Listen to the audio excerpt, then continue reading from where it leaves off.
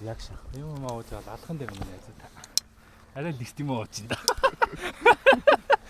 Зам дөнгөж эхэлж яхад юм хэрэглээд байна. Холт нь яа. Нөө зөв. Дөөч ямар вэ? Ачгүй энэ нэргэлтэн дээр шафан дээр онцгүй. Үсэй. Ойдаад. Ихтэй өвддөг. Тэгээ дасдаг баг. Юу өвддөг вэ?